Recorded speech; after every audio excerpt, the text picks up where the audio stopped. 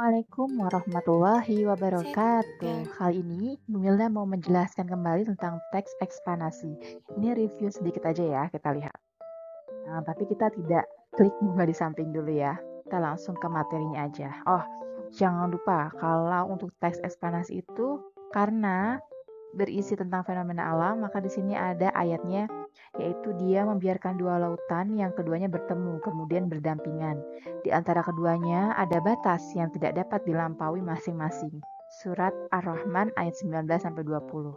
Kalau kalian masih ingat, di dalam video ini ada video yang Masya Allah tidak menjadi satu antara air yang ada di lautan dan itu tetap bisa dilewati.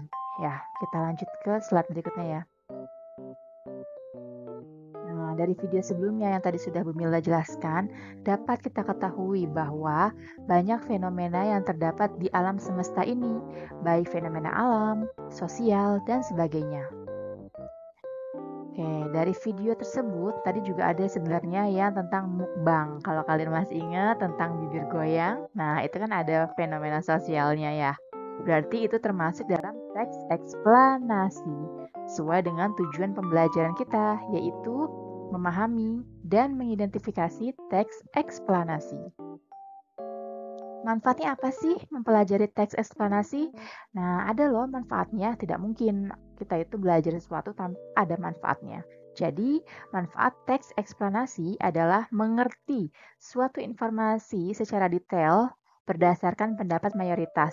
Mayoritas itu kebanyakan orang dan data faktual yang ada seperti pengertian, penjelasan, proses, dan sebagainya. Jadi di dalam teks eksplanasi itu terstruktur ya. Kita lihat nih. Oke, ini adalah quotes yang sudah Bu Mila kasih. Live life to the fullest and focus on the positive. Apa sih yang dimaksud dengan teks eksplanasi? Jadi, teks eksplanasi adalah teks yang berisi penjelasan. Kalau narasi adalah cerita, ini teks eksplanasi adalah teks yang berisi penjelasan. Akan tetapi, berbeda dengan teks pada umumnya. Teks eksplanasi memiliki urutan penyajian tersendiri yang bisa kita singkat dengan pendek. P-nya adalah pernyataan umum. Nih, P-nya adalah pernyataan umum. Pendek. D-nya adalah deretan penjelas. Dan K-nya adalah kesimpulan atau interpretasi. Jadi bisa kita singkat dengan pendek. Wow, maaf ini tulisannya kok begini. Pendek, tapi kalau diminta untuk menuliskan struktur teks eksplanasi, jangan kamu tulis pendek ya, karena itu hanya singkatan untuk mempermudah kita dalam mengingat. Jadi dalam sini ada pernyataan umum, deretan penjelas, dan juga interpretasi atau kesimpulan. Kalau pernyataan umum, biasanya dia itu menginfokan, misalkan banjir adalah bla bla bla bla. Kemudian di bagian tengahnya deretan penjelas, baru tuh dijelaskan kembali secara lebih detail. Dan terakhir ada kesimpulan atau interpretasi. Biasanya di dalam kesimpulan itu ada kata kuncinya, ada jadi, dengan demikian, oleh karena itu, dan lain-lain sebagainya. Nih, bisa disajikan dalam satu paragraf untuk pernyataan umum.